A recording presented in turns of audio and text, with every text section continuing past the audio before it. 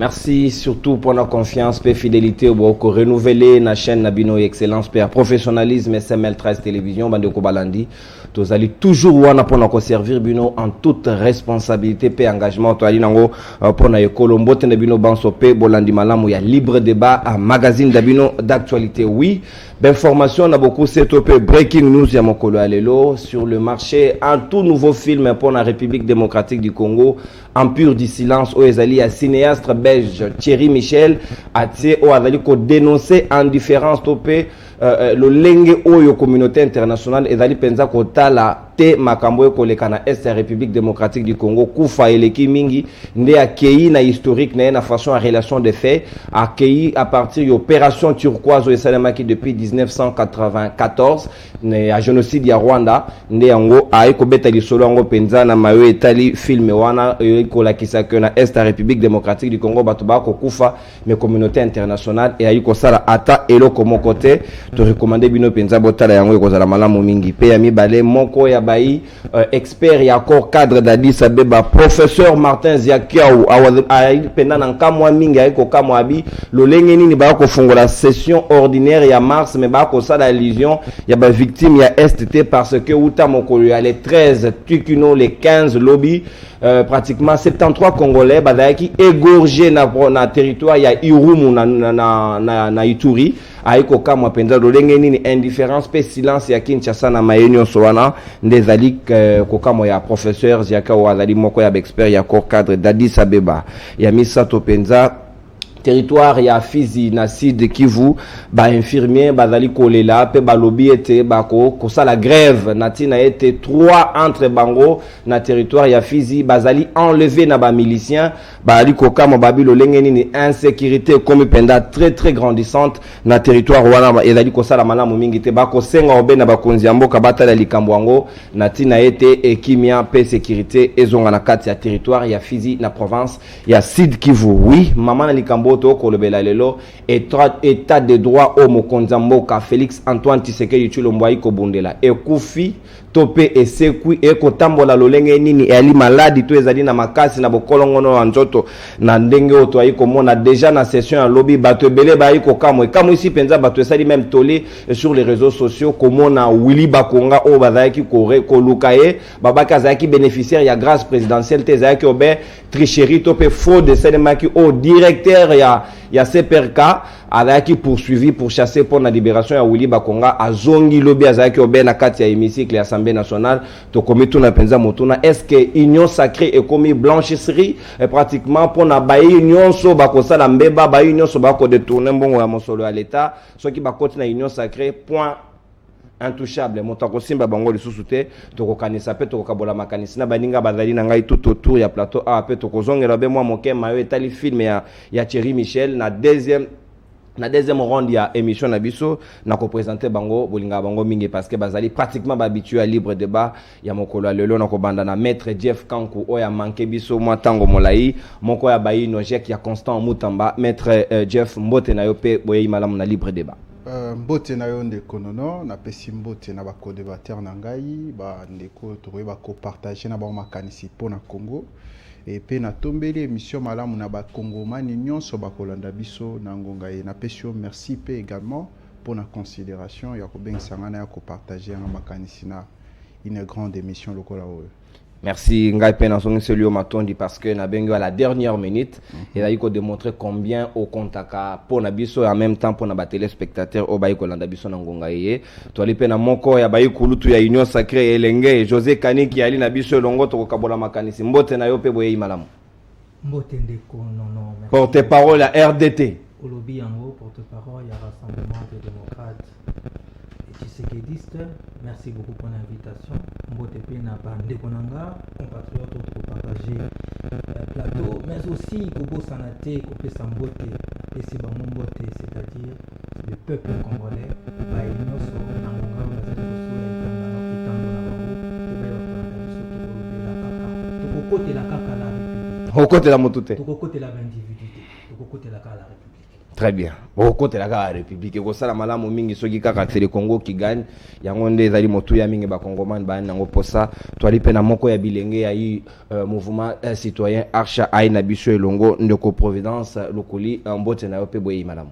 Mbote ndeko non pe na sa Congolais ba ko na biso mbote pe na ba co-débatteur na ngai ya tongo ya lelo. Merci beaucoup, Providence.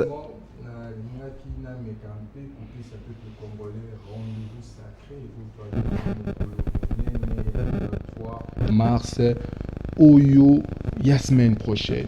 Rendez-vous et aller autour de la marche populaire Oyo Toko exiger na gouvernement en place Azwa.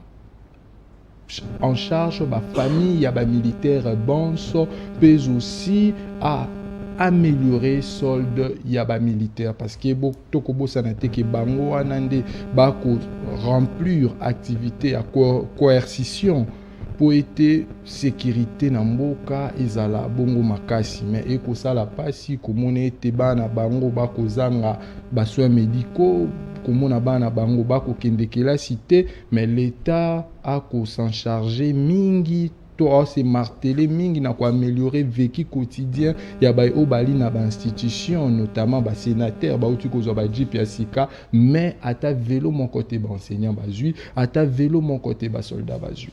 Merci beaucoup. Providence Lokuli Babi enseignant kamati ata velote bicyclette donc azu kamati te ba kopesa ka ba politique yango pendeza imotuna moko ya Kongomani.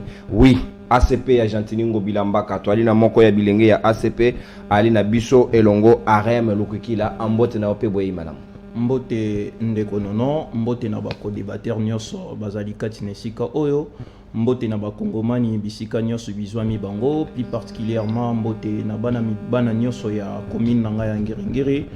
Je pense que bozwami ebele na bitando na bino ya mike na tina ete ya kolanda mwana mboka ndeko arem lukwikila et to promettre ete débat na biso ya lelo to pe échange na biso ya lelo et ko tourner autour des valeurs et non pas autour des individus.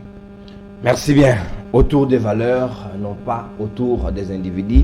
Et alors, ben makanisi, tope maloba, ya moko, ya bilenge, ya union sacrée, ya ACP, ya Gentini Ngobilamba, kandeko Arem, Lukwikila. Oui, toko fungo la hostilité, nandeko José Kaniki, yu ali moko, ya union sacrée, molobe, ya RDT, recommande ndenge nini, bato ba ko loba, état de droit, ezali malade, ya iko bela, mokonzi ya ko beta sete, mais ko landate. Ba lobby du sous, ba ko jeter, ba ko jeter au propre na ordonnance ya mokonzi mboka balobaki ya wake yango ezaki ya lokuta mais sika soki ezaki ya lokuta sengaki batia loboko pa bato babaki bakoseli bango lolenge nini tomoni bango boko yamba bango en pompe pe na place oyo ezali siège ya l'institution compréhension nini ozali nango mpona état de droit. Merci beaucoup ndeko nono. D'emblée je dirais que l'état de droit est un non parfait.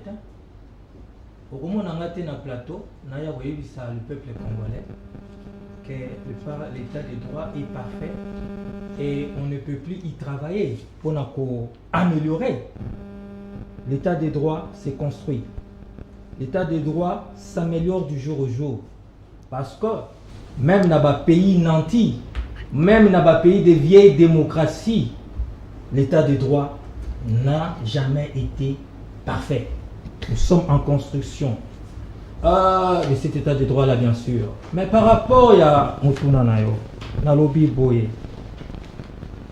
l'état de droit est plutôt l'union sacrée d'une manière générale ou bien dans le régime Nabiso, jamais et Kozalaka blanchisserie.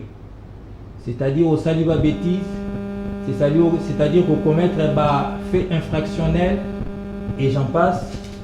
Bisoto yambayo to sokolayo te to comme ça ba tout bangeluté ce que vous allez diable au rotique à la diable peto kolobanayo vous allez diable c'est une façon de parler. Et siga ya diable et ali na lifelo et siga ya moto asali mbeba et ali na boloko soka comme libanda wape siga ya diable na lobi boyende konangai par rapport à votre question sur monsieur Willy Bakunga. Je n'ai rien contre lui. Mais est-il que, au poser une question, présence naïwana Ponani, je m'aimerais ici rappeler au peuple congolais que session, ouverture à session, ils ont ouvert au public. Ça, c'est de 1. Ouais, très bien. Donc, les activités solennelles. Exactement. Moutou Nyonso. Donc, on a Bakonga téléspectateur. Congolais Nyonso. Azan a droit, il y a qu'à participer à l'ouverture, il y a session, on ne va pas me dire le contraire. Est-ce que M. Willy Bakonga a participé comme étant parmi les 500 députés de l'Assemblée nationale? Non. Parce que vous voyez que c'est suppléante. S'il vous plaît, maître Jeff, pardon de José, yo gardez Mandou qui n'a yo autant aux Obakuawa, autant yo pour couper ça. Zela Nangongana. Il y a Tony Boye, suppléant ou suppléante, il y a monsieur Willy Bakonga.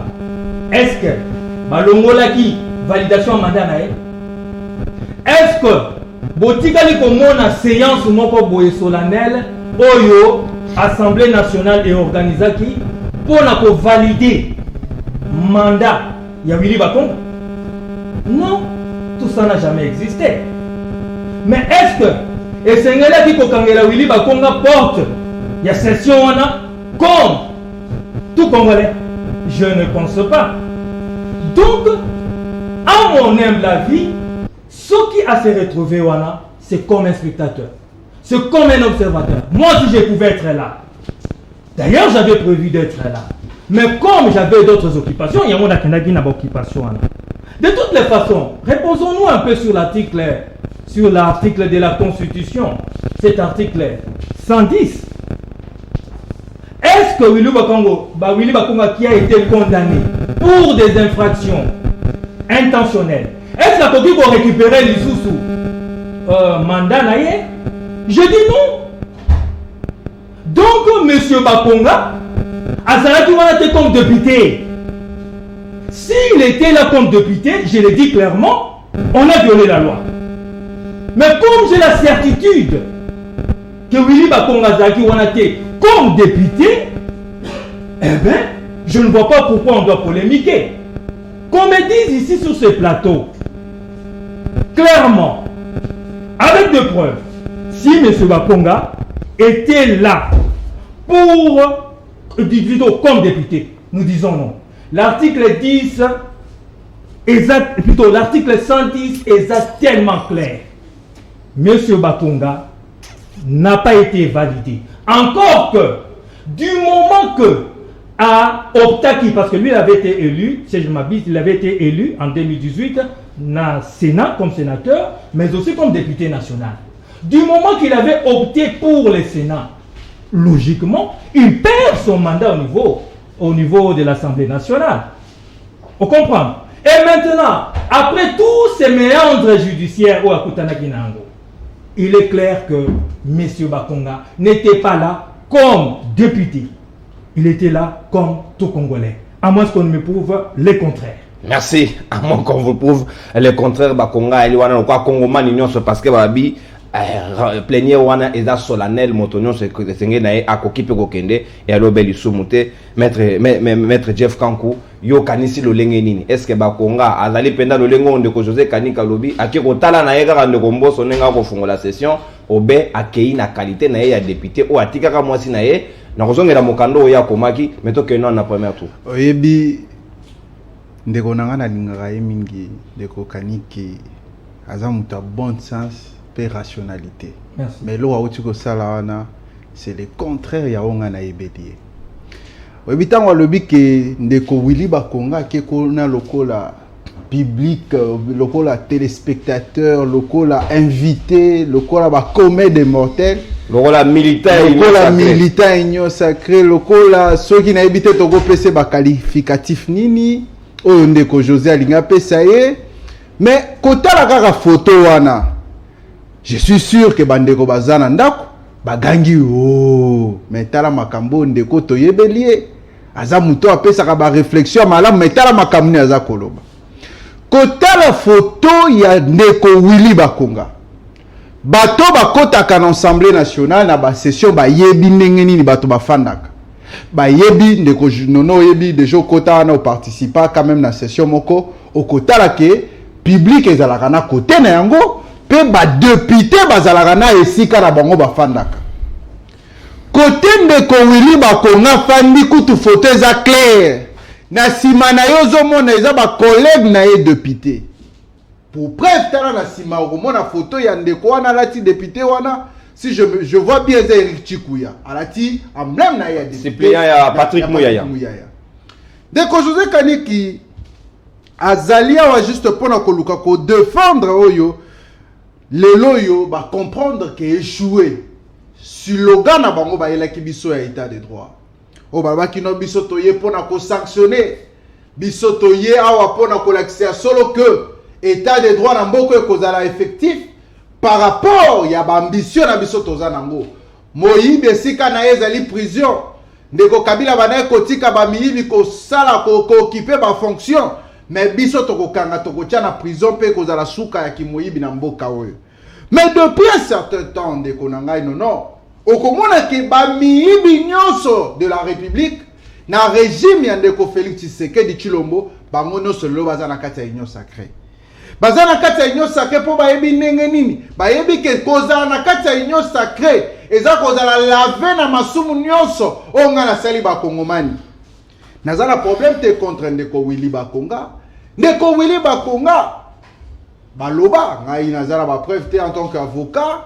qui a détourné kimbongo ya gratuité de l'enseignement asalaki akoye kosala pour entraver l'action à chef de l'État sur la gratuité de l'enseignement yango esalaki ke ndeko Willy Bakonga a se retrouver na situation na se retrouver ki nango bakotisaki na prison et par après tozalaki biso nyonso surpris akomona ndeko Willy Bakonga kobima libanda et ezalaki sur base d'une ordonnance présidentielle signée au EPC qui est grâce présidentielle. Ministre de la Justice, l'actuel ministre de la Justice avait dit cette ordonnance est fausse et qu'aucun jamais qu'on produit va effet nango et c'est l'ordonnance on est à la suspendue. Tomi tunaki question en tant que juriste, en tant que intellectuel, to lobi mais ordonnance ya chef de l'État, n'a pas qu'on suspendre nango est-ce que zali ministre de la Justice ou bien ministre ya justice a la compétence ni pour la kosenga ordonnance ya chef de l'État et cesser qu'on produit va effet nango juridique. To monaki ndeko Willy Bakonga bakendaki basali scénario na bango bakeo luke pa na ye po bakanga ye lisusu azonga na prison to okaki ndeko Willy Bakonga bimi a voyager abimi mboka ke soki mboka ni na kendaki lelo toyo komona ndeko Willy Bakonga zongi pour dire que aujourd'hui faiblesse moko eza ko caractériser gestion ndeko Félix Tshisekedi peuple congolais est dessus par rapport ya ba acte ya boye ya komona batoyo ba se livraki na ba acte moko ignoble sur la nation si ba mbongo ya ba contribuable congolais kozonga lelo na gestion ya res publica okomona bango baza azaka Willy Bakonga ye moko te lelo Vital Kamerhe aza wapi procès 100 jours yebisanga combien l'état congolais diebaki na ko bungisa na procès wana parce que procès wana ezalaki diffusé en direct sur la chaîne nationale, c'est-à-dire bandeko banaye ko couvrir chaîne procès wana banaye ko mbongo ya ba contribuable congolais. Okomona ke procès ya bandeko bazaki mbongo ya ba DG, ya ba DG ya OVD, ya DG ya Foner, ba onyo so ba bima wana na ba procès wana lukuta elingi koloba ke lelo yo état de droit est échoué na mission principale nango. Pour dire que lelo yo Félix Tshisekedi Tshilombo azali entouré na bato bazali koboma mboka bato bazali ko souhaiter que mboko ya avancer te parce que na kati ya jubession na yemoko le président de la République à la je fais allusion ici na présidence de la République tozali na ba détourner o bazali na présidence de la République le lokanyaka kope ezali na présidence de la République pour dire si le chef de l'État n'arrive pas à sanctionner même ba membre ya cabinet na ye à combien plus forte ba baza musika na ye. Merci. Pour dire que ndeko na ngai Congo lelo yo tozali na mbawa mingi komona batoto pesa ki bango gestion ya mboka ko sakana na mboka ko zongisa mboka na sima yango nazo senga congolais nyonso sika zali kolanda biso na moment où azwa responsabilité na main en 2023 sur le rendez-vous de grands rendez-vous ko sanctionner batu oyo bazali ko. Très bien Jeff. Très bien, maître Jeff Kanko. Merci. Au débordé d'une minute, nous allons obligé à Katayo. Mais nous avons pêché au bodis pour se mettre au cotanité. Nous avons 4 langambo ya ndoko arem lukikila yo bandi ndengenine. Est-ce que tu as des droits d'aller sur na bomo du moment où tu as comme na bayo basenga ki bazala na boloko bino bo pesi bango esika moko na bato esenga ki bazala na liberté. To ko comprendre nini? Merci beaucoup ndeko nono na kolanda ba oyo ba prédécesseur ba co-débatteur nanga ba uti ko sala. Moi analyse na bango c'est pertinente mais sauf que bisoto penser autrement. Dans l'entrée du jeu, il faut savoir d'abord définir l'état des droits. L'état des droits n'est pas simplement la justice. Vous comprenez? Dans l'état des droits, il y a la séparation du pouvoir. Dans l'état des droits, il y a ce que nous appelons l'hiérarchisation des lois. Entre autres, la loi mère doit être au-dessus d'autres droits. Et surtout, que le maître il est en train de définir l'état des droits, vous l'appelez maître, bien évidemment, j'ai de l'estime, voilà. Mais définir l'état des droits comme étant l'inefficacité de la justice, moi je pense que c'est biaisé même les droits en question qu'il est censé maîtriser. Ce qui totalise dans l'état des droits, parlons de la séparation du pouvoir. Une fois, Tolanda qui, le président de la République, dire que la justice était au banc des accusés. Ce qui voudrait dire que le président de la République lui-même en soi reconnaît qu'au niveau de la justice, il y a des couacs. Vous comprenez? Oui, à comprendre que na kati ya justice, ba oyo ba kambaka justice, à comprendre que moi ba quoi que ezali place wana. Et déjà yé moko sora moni ke ngai na koki ko s'ingérer na makambu ya justice té automatiquement tozo mona ke séparation du pouvoir est bel et bien comprise par rapport na tango ya Kabila tango ba na ordonnance présidentielle oyo ko libérer ezali ordonnance na yé tozonga na makambu oyo etali libération bon. Parlons pas de la libération, mais la présence de M. Willy Bakonga. Moi, j'avais dit à l'entrée du jeu que j'étais venu défendre les valeurs et non pas les individus. Ce que je vais dire actuellement, ça n'engage pas mon parti politique, ACP, mais ça engage l'esprit patriotique d'Arem Lokwikila. Moi, je pense que j'étais vraiment déçu de voir la présence de M. Willy Bakonga. Bien évidemment, na niveau il y a ouverture, il y a session. Ouais. Pourquoi? Parce que la première des choses, le monsieur, vu un communiqué de Madame la ministre, a allé chercher pour des faits de détournement. Lorsqu'on parle de détournement, mbongo o yibama ki pour la gratuité de l'enseignement. Mais eza pour na bande konabiso, eza pour na bana nabiso. Mais pour ça on vous comprenez? Ouais. C'est ça le problème. Eza pour na bana nabiso, eza pour na baleki nabiso.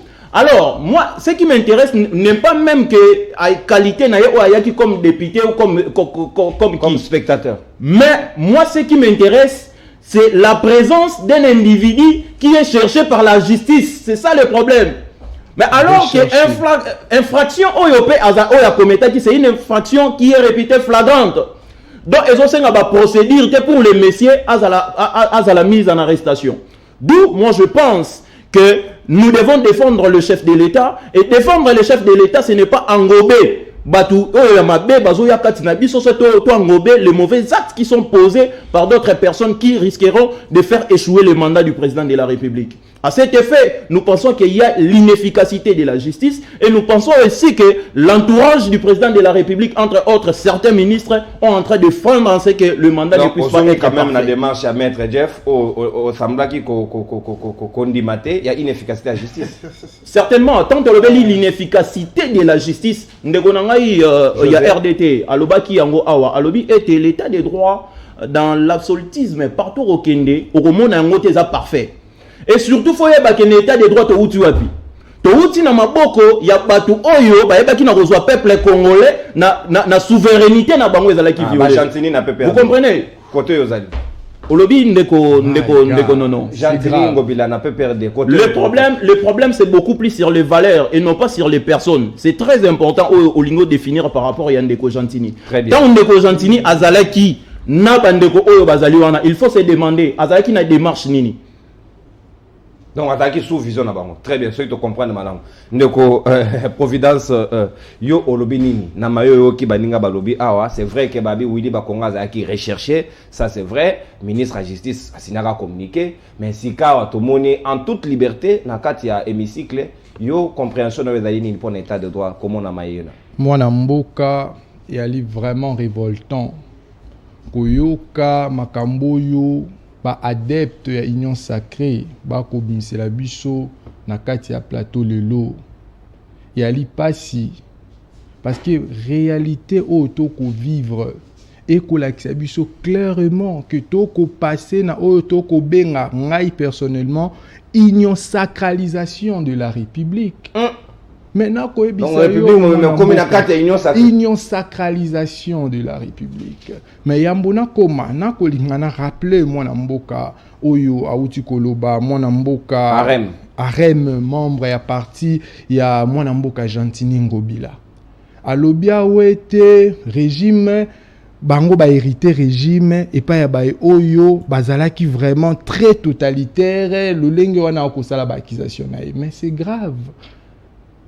Gentini Mbaka Ngobila ali produit ya nani auti école politique nini azalaki kabiliste lelo akomi na parti politique na esengeli na ye ayeba makambo akoloba tongo akoloba na plateau wake non ndeko Willy Bakonga fallait bakanga ye parce que normalement infraction asalaki ezalaki na situation moko flagrante mais aza mal informé ndeko. Il y a eu un procès, tant bakangi à partir à Braza, Ayaki, il y a eu un procès, Père Azali condamné, raison pour laquelle à se retrouva qui n'a makala, à se retrouva qui était étant qu'un détenu. Non, il était condamné, raison pour laquelle on a gracié Willy Bakonga.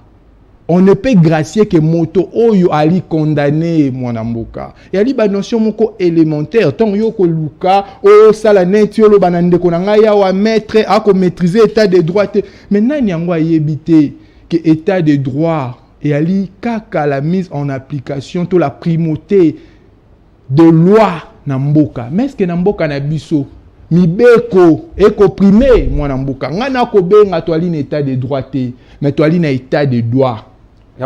État de droit mwana mboka yebisa ngai na mesana vraiment te ko sala débat autour ya ba personne mais yebisa ngai ya pas que Willy Bakonga oyo lelo yo akoti na union sacrée o ba benga ki ye moyibi entre guillemets justice et condamné ki ye mais une fois na union sacrée azali lavé ya pas que Willy Bakonga il y en a toute une panoplie to betali solo massacre ya Yumbi oyo biso ba activiste to sala ba marche lolenge na lolenge bato ba lobby présumé côté na yango ya litel mais lelo yo moto wana ali nani na kati ya union sacrée na kotanga ye kaka te soki na lobby na tanga komona ete liste ezali exhaustive mwana mboka donc tolinga kolobe ete union sacrée makambo akosala le lenge moko était à fragiliser encore davantage démocratie na biso parce que union sacrée a ko combattre oyo to ko benga sonore moko contraire na oye a ko sala parce que union sacrée a ko sala bloc moko na kati ya bloc wana a ko sangisa nde ba miyibi banso ba o bali expert na koyiba ba o bali expert na kobuka lokuta o komona ete mais kuna IGF kobuka ba o mapeka na koyebisa o mwana mboka to kokoma ba moni ete te to na communicateur moko malamu te to luka la main mende po to yeba kai ka buka lokuta malamu babi ba bendi ba bi to benda nani non ba ko ça la sélection moko oyo e kozala vraiment contre le peuple congolais parce que bango ba ko bafouer o ba bengi intérêt général ba comme a plus intérêt moko partisan, intérêt moko égocentrique. Raison pour laquelle mon amboka to réfléchir à haute voix. Pourquoi beaucoup pesa kaka na ba député, na ba parlementaire ba jeep. À quand ba jeep pona ba vélo pona ba enseignant, à quand ba moto pona vélo. Est-ce qu'enseignant dans la droite à IST mais mon amboka na ebisa yo union sacrée a ko instaurer auto ko benga na kati ya mboka oyo discrimination sociale et discrimination même judiciaire. Moi mboka n'est-ce pas que na mboka oyo moto ko contredire ngaité que Jacques Ndala ali lelo na makala pour na opinion politique. N'est-ce pas que Barnabé a kena makala pour na opinion politique. Moi mboka, je suis politologue de formation et juriste en formation. Le droit pénal est de stricte interprétation. Maître Aliawa a ko contredire ngaité. N'est-ce pas que ba ebele ba koti kaka pona nini ba sala ki manifestation moko boye ba se retrouver na makala mais yebisa ngai mwana mboka na mboka automona secrétaire général ya parti politique monene kolobete pona pouvoir na biso toko distribuer mandoki mwana mboka boko se rappeler na marche oyo Front patriotique, to dynamique de force sociale et politique basalaki. Secrétaire général, adjoint à parti à Kokonyangi, à Koufa. Où s'est tenu le procès? Davin Kalala, à Koufa. Où s'est tenu le procès? Pourquoi? Parce que, entre guillemets, Bango, Bali, Bato, Oyo, Bazali, il y a sonore moko contraire, il y a union sacrée. Mais il n'y a pas longtemps, il n'y a pas un mois. Tout simplement parce que, soi-disant, il y a eu un groupe de personnes qui ont agressé un député membre de l'Union sacrée et ce groupe de jeunes se retrouve condamné à 10 ans de servitude pénale et à l'IPASI. Les loyaux, il y a des nouvelles unités, il y a des matricules. Il y a des matricules, le concours et salaire miwapi. Ceux qui ont opacité d'emploi et que les macaques avant bapé sur matricule et sengeli à la membre de l'Union sacrée. Donc toko bengango union sacralisation de la République pe et que ça la nini et que bafoué ba valeur banso bango ba ko ba nini biso groupe ya ba oyo toko profiter na injustice na misère na souffrance ya peuple tous à la soudé. Ceux qui moni oyo ya ko ba sonore ya vérité to bendie côté à union sacrée mais union sacrée et sengel na ayebelo komoko. Il y a pas une armée plus forte que la population, que un peuple révolté. Mwana mboka, révolution américaine, révolution française. Et banda ki kaka partir à l'injustice sociale. Donc que ça la passe si comme on était bail oyo bazaki censé ya ko protéger population, ya ko tia équilibre, ko garantir intérêt général ba bafoué yango. Yango to ko ebisa union sacrée 2023 et ali rendez-vous moko monene.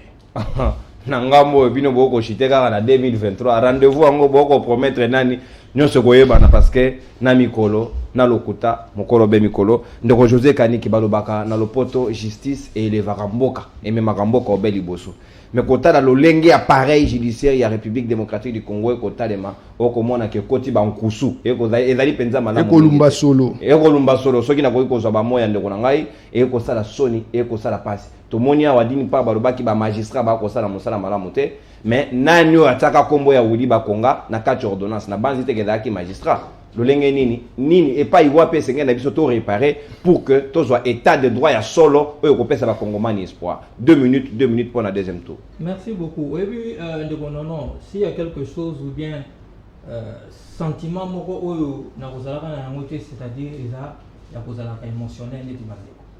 Bazan émotion. Oui, ce sont des émotionnels. Moi, je vais rester rationnel et je vais garder le bon sens. La singa qui a preuve, bataille Sabiso, clairement, que M. Willy Bakonga était là comme député. Bapesi en beauté. Balobi sika oya vande ezali place au protocole à réserver rapport na bayi député. Aux assure que ba oyo nyoso zomona na photo wana na o ba oto mona te ba monyo so ba député. Ah. Ce qu'on a ba ba le panza ba kontele biso non député mo. D'abord moi la moni Willy Bakonga nécessairement na équison na été mais na boni ba député biso na équison.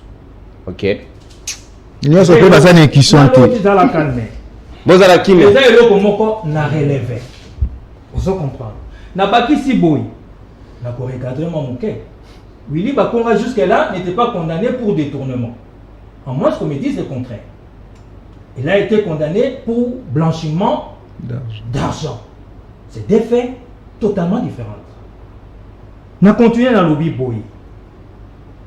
Il ne faut pas confondre la justice, le pouvoir disons judiciaire, le pouvoir législatif. Séparation des pouvoirs. Oui, séparation des pouvoirs. Qui avait les droits Nakatia parler du peuple il y a quoi empêcher Willy Bakonga Kota. Quelle est cette instance-là? Qu'est-ce qu'elle dit? Réalité. Mais tout est attaqué. C'est-à-dire ça n'a droit au Kota, non? Moto a aller rechercher sur le Kota en institution, la manifestation solennelle, Bakoui aussi m'a été. C'est déplorable. Unité Nino et Lati. À côté de l'unité, question à peine. Toké de José. À côté de l'unité. Dans le lobby boyer, les compétences sont d'attribution. À moins qu'on me dise le contraire ici. Je posais une question simple. Qu'on nous dise qui avait la latitude na kati ya parlement na ya empêcher Willy Bakonga comme individu à Kokota. Qui? Essaye de me répondre. Quelle est cette institution? Nalobi Boye. Encore une fois, je dis ceci. L'article 110, elle est claire. Willy Bakonga ne peut pas se retrouver là comme député officiellement. C'est ça l'article 110. Mais comme citoyen libre, mais vous n'arrivez même pas à comprendre que je suis de votre côté. Je suis clair en disant ceci et je regarde droit la caméra. En toute rationalité et bon sens, j'ai dit que Willy Bakonga n'était pas dans cette salle-là comme député. Parce que c'est ça la question. Azawana Ponani. Est Azawana le député, tout Azawana comme un individu de la République. Si on prouve ici qu'il était là comme député, je m'étais. Mais prouve-nous aussi qu'il était individu. Comme... Mais je dis ceci. Du moment qu'on n'a pas, voilà, je vous le prouve. La certitude. Non. Du moment qu'il n'y a pas eu une session validant le mandat de Willy Bakonga qu'il avait déjà perdu, donc il n'est pas là comme député. Si au moins, maître, monsieur Jeff, ou mon frère, Providence, que j'apprécie beaucoup, mais donner la date où ils ont vu l'Assemblée nationale organiser une session de validation à mandat, il y a Willy Bakonga. Là, je mettais encore une fois de plus. C'est clair. Mon message, il est clair. Maintenant, au Koki débat gauche, au Koki débat droite. Encore une fois, je vous dis que l'union sacrée n'est pas une blanchisserie. Encore une fois, je vous dis ceci. Je vous dis clairement, mon frère Providence, clairement, que vous vous rappellerez de, comment on appelle, de l'épisode, il y a monsieur Atou Matouboana. On l'avait vu dans la salle, dans cette même salle-là.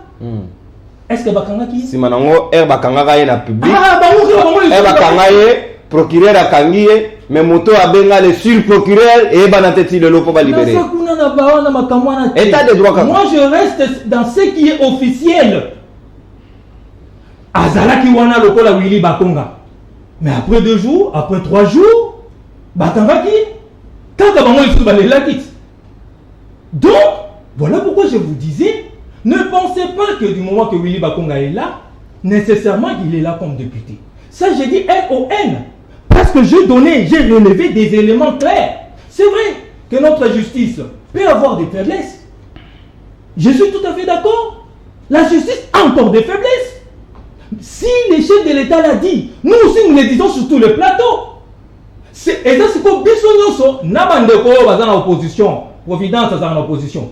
Nabandeko bazana opposition, Nabandeko nanga Jeff Fraza officiellement en opposition. Tout sangana, tout continuer comme marteler pour que petit à petit justice et même en France, même aux États-Unis, na Koluba Boyende Konangai, il y a des innocents qui sont condamnés qui ont fait 30 ans en prison. Après qu'il y a pour réviser le procès Nabango ou bien pour révisiter le procès Nabango, on a trouvé qu'ils étaient innocents. C'est ça l'état de droit? Est-ce qu'on a dit que ce pays-là n'est plus un état de droit? Parce qu'il y a eu une erreur judiciaire? Parce qu'il y a eu une bêtise au niveau de la justice? Non. Là, j'ai rejoint mon frère. La justice, disons l'état de droit, ne se mesure pas que sur ce genre de faits. Mais là, l'état de droit est global. Ici, avec cette volonté politique, Jeff Kankuta Langana Missou, s'il te plaît, on s'est assemblé à te dire toujours Kangati. Nalobi Boy.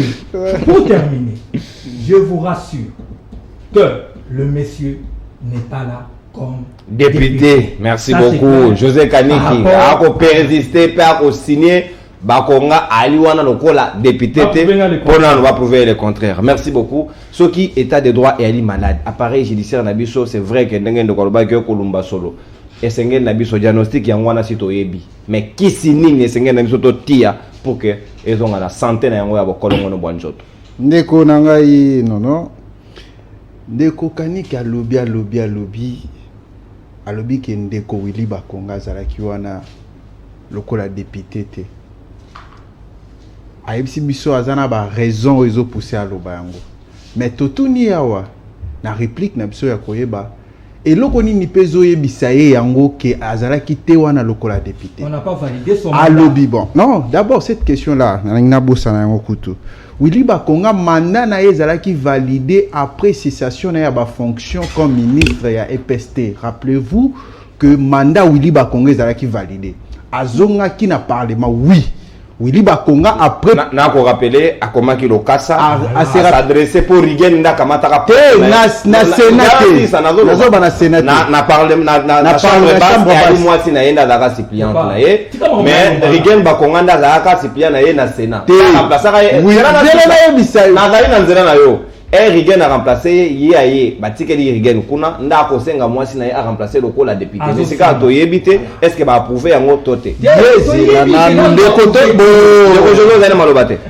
ya kosenga na Rigen alongwa na Sénat a remplacé ye lokola yenda zaki élu comme sénateur wana eza ba fait muso yaki après temps ba comme koluka ba poursuivre ye na ba fait ya détournement ya frais ya gratuité ba fonds ya gratuité mais après cessation na ya ba fonction comme ministre ya EPST Willy Bakonga zonga kina na parlement azalaki validé comme député au même moment nan de konani Thomas Luaka na bande comme sous ba ministre AG Matembo bazaki na loa na nde Willy Bakonga ba validaki mandat les Joseph en retard à s'informer za bongo donc Willy Bakonga azalaki azongaki comme député tant ba komi ko lukaye na justice nde akomi ko senga azonga lokola sénateur nde ba telemelaki epai lekinaye Rigen Bakonga donc pour dire que Willy Bakonga nde tomoni wana eza nango faux débat nde kwazo tuna soki toko identifier na inaza simane comme député mais bozo mona nani maman na nièce moi dité si je m'appelle j'abuse peut-être comme nae ancien ministre ya ja soko tali photo Marie-Ange Moufankolo ou comment on pense wana ba député donc c'est pour même oya na carré on pense na ya dali député honorable donc c'est pour dire que biloko ndeko Joseph Zaï Koloba ça ne tient pas debout ndeko Willy Bakonga azongeli kiti na ye lokola député et bon année lokola député mais place question ezali na biso ezali ko préoccuper biso de konanga remalanga ka salanga pesanga leçon pour lui dire frère je suis avocat mais na ya te lokola avocat na ya lokola analyste politique et je maîtrise ce que je dis quand on parle de l'inefficacité de l'état de droit on fait allusion à l'application des tests. Et tant que ça la allusion d'application à test, on fait allusion à quoi? À la justice. Parce que c'est la justice qui est censée d'appliquer les lois de la République. Et ça, séparation de pouvoir. Quand on parle de ça, l'allusion à séparation du pouvoir, là, le constitutionnalisme, on parle du constitutionnalisme qui fait allusion aux séparations de pouvoir. C'est clair. Donc, ça, la leçon élémentaire. Tant que l'état des droits est inefficace, on fait allusion à l'application de la loi ou bien de loi de la République. Manière ni les alliés appliqués. Dès qu'on a la providence à auto, on peut légion. Ba procès ni no biso tomoni na mboka oyo sali que ba appliquer loi na ndenge sengeli. Ozomono ezole kana na procès ndeko Ferdinand Kambere. Est-ce que zali ko inspirer confiance na justice? Est-ce que zali ko inspirer confiance na état des droits? De konangai tala nini kai oyo ndeko autikolo ba secrétaire général adjoint ya parti ya Konengi ba bomai en pleine marche. Est-ce que yo mona procès? Mais ce que ça qui ya Kabila ba nga balo banani abomi secrétaire wana ezali Kabila pe ba nga basala ba chantage ya watu na communauté internationale basala ka eza Kabila mutabomi pour avoir peut-être un procès na suka lango. Mais aujourd'hui est-ce que le procès zali bandeko bazali arrêté arbitrairement bazana prison? Est-ce que procès salami? Mais les lotos a komona soki kaka motolobi ngai na adhérer à l'union sacrée no komona muto na ko circuler librement ba ko poursuivre la justice te o komona ba kangi tango ba okangaye makelele ba bengi suka nango ba libérer pour dire que l'état des droits au baïla ki biso lokola slogan. Moi je le dis bien clairement que état des droits au IDPS à Kinango et ça slogan et slogan on a et ça respecter les lois parce que la République démocratique du Congo sokotanya on a constitution na biso il y a le 18 février tel que modifié à son article 1er ba ko yebisa que la République démocratique du Congo est un état de droit. Mais bandeko ba qui na slogan, va comprendre qui sont s'il y a état de droit c'est quoi? L'application de la loi non de manière sélective ne ba ko sala ngo lelo. Ne ba ko pona bilongi lelo. Ba e banani peut-être dans la ndeti lelo tokozonga pona chite ndeko na ngai ndeko joint ndeti dossier à 14 millions de dollars ou les cas dans la présidence. Est-ce que yo tikala comment na lelo ba audité conseiller Marcelin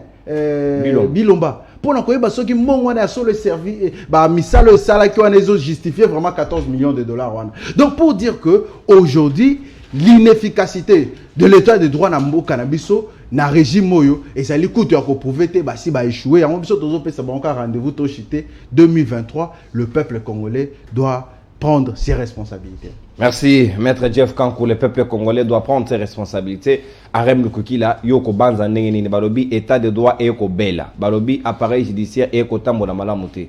Yo, Soko Sengena Yo, Sala diagnostic, Kisini no Sengena Yo, Opesa. Pour que, Atako Bayo Bako Kima Nao, et Zali na une sorte de blanchisserie, à union sacrée, Banza na sécurité, seule sécurité, Zala Pona Bakongomani Nyos. Qui si il y a état de droit, oui, le président de la République en visionnaire, l'aigle qu'il est, à mon avis déjà que aujourd'hui, beaucoup plus pour l'état des droits, une condition réussie, et ça qui beaucoup plus sur les points, il y a justice.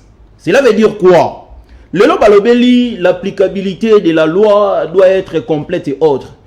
Entre autres, les maîtres a cité même l'état de Vital Kamere. Mais moi je l'ai dit tout haut. Vital Kamere, le Losorazali Banda, mais c'est l'état des droits. Pourquoi? Parce que libération, en fait, pas même libération. Je tiens à signaler que jusqu'à présent, M. Vital Kamere n'a pas été acquitté. Jusqu'à présent, M. Vital Kamere, c'est un condamné.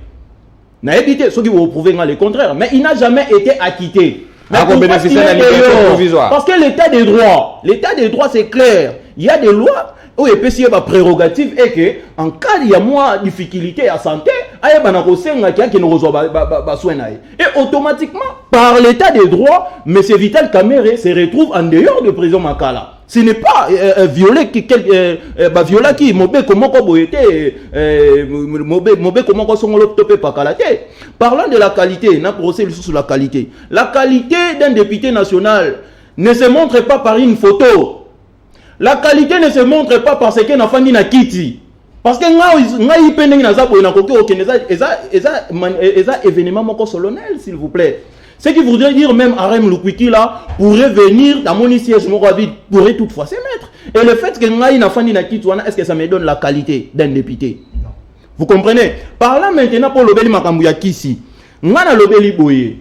Certes, na s'appelle parce que maître a rectifié l'obéli l'inefficacité de l'état de droit. Or, question qui te dit inefficacité de l'état de droit, on sous-entend que l'état de droit existe. Bel et bien, mais ils ont une inefficacité. Donc l'inefficacité, ils ont payé la place nini. Ils ont payé là sur les points de justice. Moi, je tiens maintenant à signaler que justice, les animateurs de la justice qui sont présents actuellement.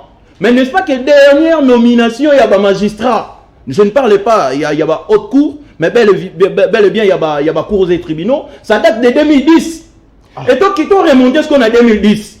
Qui était le président de la République à cette époque? Joseph Kabila. Qui avait nommé ces magistrats-là? Voilà maintenant, à l'époque maintenant du président actuel, un aigle qu'il est. À mon avis, cela veut dire Kabila Dara aigle. Vous comprenez? Kabila Dara aigle. Bon, je ne vais pas beaucoup plus parler sur Tunanga plutôt question na Kabili. En fait, est-ce que qui aigle les a quitté? Parce que on est un système mobimaya Kabila. Vous comprenez? Na rolobake, so qui a qui aigle. Anaka za la conscient. Il y a une nomination, il y aurait bel et bien l'inefficacité au niveau de la justice. Mais le président de la République... Mais certainement, jusqu'à présent, au Ebike, ordonna qu'il y ait recrutement des magistrats. Le président de la République lui-même a dit, je répète, la justice est au banc de l'accusé. Ce qui voudrait dire quoi? Yemora Monique, pour qu'il n'ait réussir dans le domaine de l'état des droits, na Monique justice. Moi, qu'est-ce que je dois faire? À jeter automatiquement à Bengi, à ce que va recruter un magistrat à Sika, on va permettre que efficacité et quand on a il y a justice bien évidemment. Merci. Vous comprenez? Merci, Arem Mais Lukukila. Bondevaïdo se contredit. Maître, Areko se contredit. Ako pesa ya makanisi yo supporter tout le baninga tango ba koloba. Ndeko Providence yo ko banza ndenge nini. Kisi ya état de droit ya nini. Soki réellement ya liko bela. Parce que biso to ya minganga te, seul bango moko bazuzi nde ba yebi soki ya malamu to te. Mais biso to ko constater kaka loko la population. Mwana mboka ekosala nga pasi mingi. Mais yambona lobana kosenga yo vraiment opesa ngai to garantir nga temps. Na pesi yo 3 minutes. Na pesi yo 3 minutes parce que bino so 30 secondes to boucler. Allez la te papa. Allez la te ndeko José. OK. Et ali pasi, et sali ngai vraiment pasi komona ndeko na ngai elenge kosala apologie. Il y a un régime en place. Kosala oyo to bengaka ko miyemba manzemba Jalelo. Kijalelo, il y a un régime en place. Nde lolenge ye akobenga ba valeur, yango wana nde akobenga ba valeur. Mwana mboka. Et ali pasi, tongo koloba union sacrée, visionnaire, aigle, tala ba éloge, tala adoration. Non mais à démontrer yango dans un contexte normal. Mwana mboka na koya yambo na répondre bien. Donc ba retourna c'est quoi la vision du chef de l'État? Certainement, c'est quoi le programme, le projet de société ou alors qui a combattre Nzala. Pourquoi? Parce que aujourd'hui la RDC figure parmi les 6 premiers pays où il faut souffrir de la crise alimentaire. Mais yebisangai, les lots parmi les pays où bakobenga État failli, État moko fragile, où l'État ou le gouvernement n'est pas capable, il y a un contrôle moko effectif sur territoire naïe, pas capable de assurer développement. Il y a peuple naïe, il y a population naïe. Motoana to mboka bongo ndo koloba bali na président to bali na bakonzi moko aigle mwana mboka ekosa la pasi. Tikanga na ezongela ndeko José Kaniki, tonga koloba, la séparation du pouvoir à Kobeta Tolo. Mais toi, la séparation du pouvoir de la honte, mon amboka. Toi, la appareil judiciaire de la honte, mon amboka. Na rappelé ye. Lo lenge nini. Bae oyo, bako kamba, bali likolo. Ya justice ya mboka na biso ba se retrouva kiwana. Ba niataki, ba mpietaki, ba boakaki nyonso. O ezali loi, procédure, o ko conduire, ba nouveau juge constitutionnel. Yango na koute créer ki dislocation, ya FCC cash. Mwana mboka ko ignorer yango lelo, mais ali pasi. Tant qu'on kolobé te séparation du pouvoir, tu as un pouvoir judiciaire de l'autre côté, tu comme on a fait pouvoir législatif. Mais bisanga ilo lenge nini mwana mboka mboso a commis chef. Mwana mboka Molière aleka na TV aloba ke nga nazala na kanyaka pona ko distribuer ko pesa ba yi député po ba voter po ba kwesa bureau ya mabunda. Donc okoyebisa biso bureau moko o echami na corruption.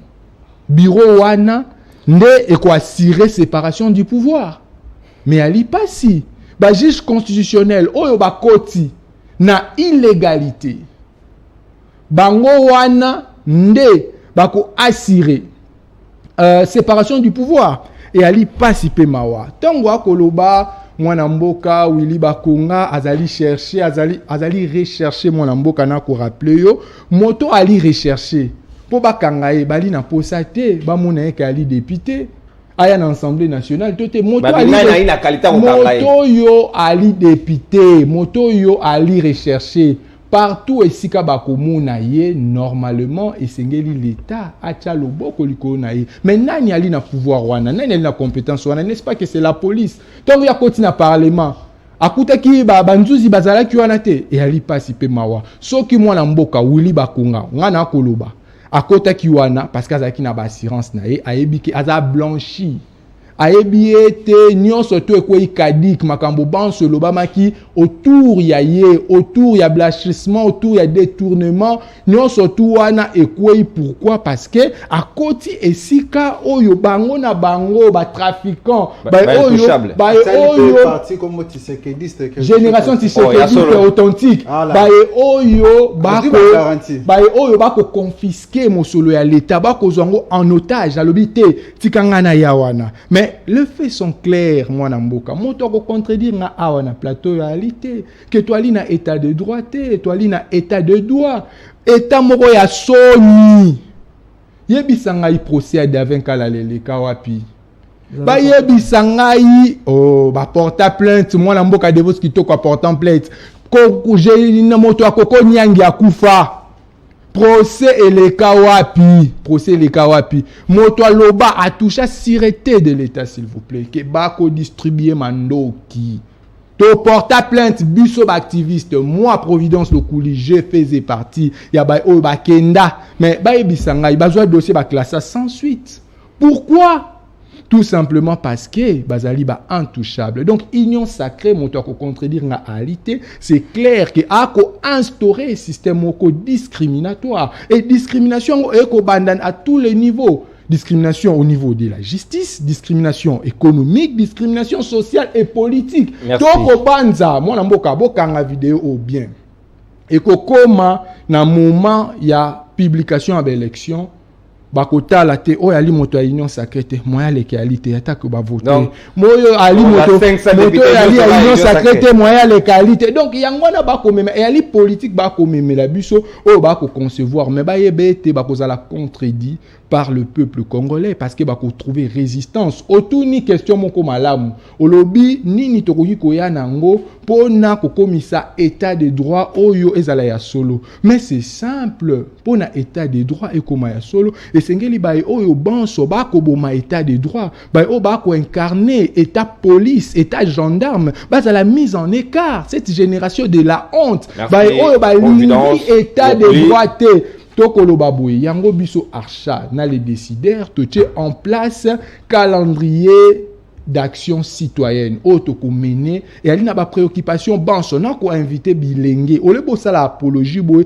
il est grand temps à ko rejoindre ba activité citoyenne parce que c'est n'est que par la participation citoyenne ndeko ko ça a été changement ya solo et ya changement ko ya te na ba oyo ba ko confisquer mon solo à l'état yebisanga moto yo ali na souci à policier te moto ali na souci à enseignant te moto ali na souci à population na été à quoi na changement le lengini. Merci beaucoup, merci Providence Lokoli, très bien. Tokomi nasuka yali Willy Bakonga à cause de la députée le lengini mais aspect protocolaire mais merci très bien. Na repé Sabino une minute chacun. En tout cas, concision, précision, ce qui était dans l'obligation au Katabino et José Kanik na ozongela on bana na maître Jeff pour na idali dernier tour ya parole. En même temps, au Rozon, à ce qu'on a encore rebondir, on peut placer moi na indifférence à la communauté internationale. Oyondeko Thierry Michel a été dénoncé dans Katia film na en pur du silence. Na biso mo ba kongomanto tikela ka charge na Denis Mukwege à lobela yango mais to ko commenter mingité. OK, merci Ndeko pour la question en empire du silence. Webi massacre les Karana Congo yo depuis des années. Nombre ya ba Congomani ba kufinga na lobake les kata nombre ba to ba kufa na guerre mondiale. Pourquoi? Parce que c'est chaque jour que Congolais moko akufa. C'est chaque jour au Comona tam sur ou 3 Congolais. Et communauté internationale et tchaka sous mon angote sur ce qui se passe en République démocratique du Congo. Et bah comment on normal. Et parce que bah institution tozanango awa mboka na biso ba ebagate ko sala makelele et yokana.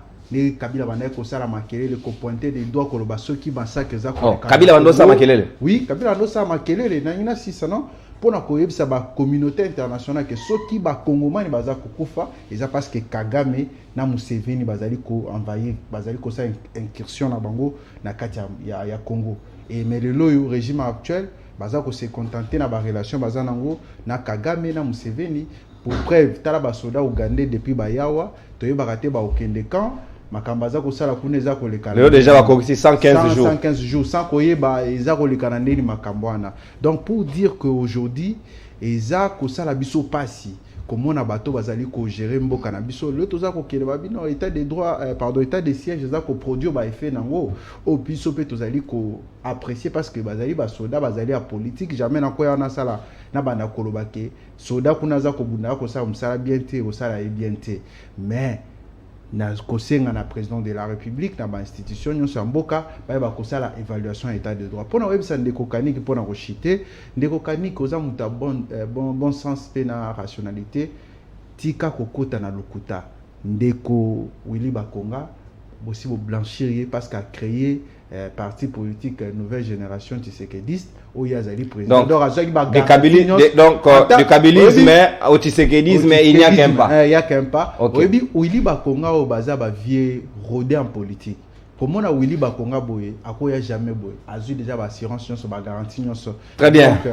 akoki jamais ko se livrer merci beaucoup Jeff Kankou ok très bien au consommer 1 minute na yo exactement ndeko José Kaniki na yebi muta concision peu précision oko kamata pe munuta moko na yo lolenge kani yo komona silence ya République démocratique du Congo na la communauté internationale na mayo etali exaction conseil mana est mboka na biso en pur de silence film asekeye okolobani ndeko nono nazo sourire pour modèle Jeff Apesinga ndeko Jeff Apesinga Sengo franchement mais il vient d'affirmer ici c'est lui a affirmé a confirmé même que Willy Bakonga a député. Ça, c'est lui. Ce qu'on a qu'il y a une hypothèse, donc c'est-à-dire qu'il a des immunités. N'est-ce pas?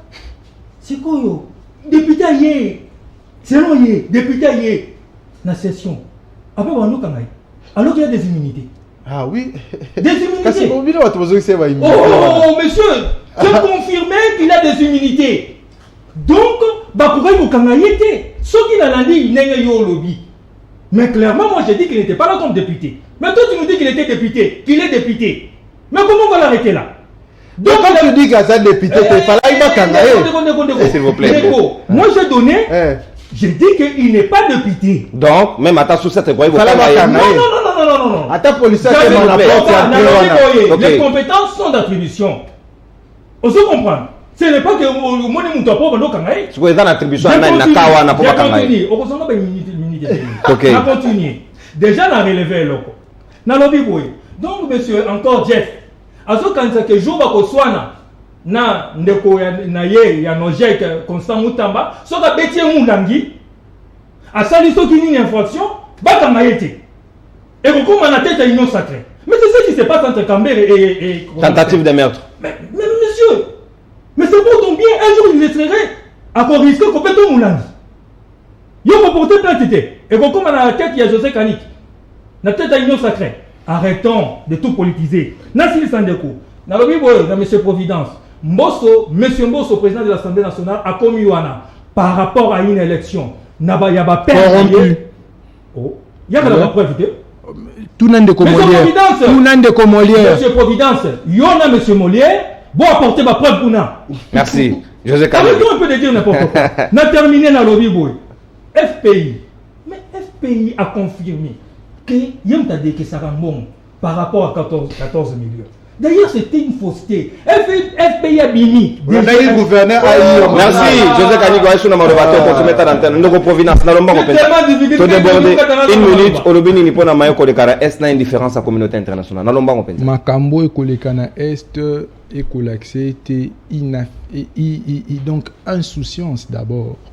Il y a pouvoir exécutif Nabicho parce que l'État étant que l'État moto yo engage la souveraineté nango sur le plan international et sur le plan national et ali bon pouvoir exécutif donc ce qui pouvoir exécutif ango ali défaillant et ali corrompu et ali pouvoir moko eko se société na bien-être à population donc bozelela yango mingité et ali pasipe mawa makambo ekolekana este na biso komonete bakoyela biso politique ya sika pesa nyonso na Kagame pesa nyonso na Museveni bawolo zwa coltan zwa cuivre zwa boma batolo lengo lingi et ali soni et ali pasi yango wana tokoloba boye 2023 sanction ekozala makasi sanction ekozala makasi. Là tu parles comme un amokiste hein?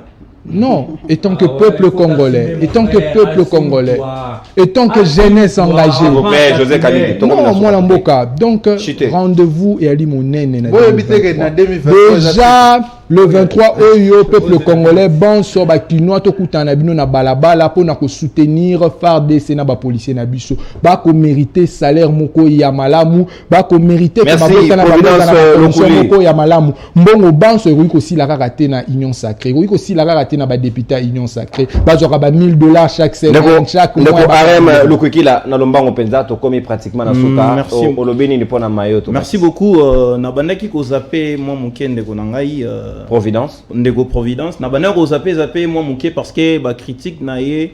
Droite na yebi ke ezali kaka moi sentiment pour moi a critiquer qui bon sentiment bato bazolanda ba mona ki a critiquer qui ndeko Arem Lukwikila étant communicateur à ACP j'ai compris mais du moins ba critique na ye prochainement tant au kutana et siéger vraiment sur les objectifs. Pourquoi? Parce que au critiquer Kulutu nangai il y a RDT au lobeli sur la séparation du pouvoir mais yo moko komi lisusuke séparation du pouvoir au nino zolobela oyo ya ensemble baza corrompu en quelque sorte ozo contredire sur le plan de fait moi na mboka ozo contredire nini ozo contredire la séparation du pouvoir moi na mboka ozo confusionniste monene ozo contredire en fait légitimité soit de l'égalité ya batu o bazana kati ya Assemblée nationale et olobeli par rapport ya aigle apologie mais au comprendre le contexte était na éviter so inazongi ça pour comprendre ba figure de style donc faut beaucoup plus otika na contexte na lobby boye na lobby na cadre ya justice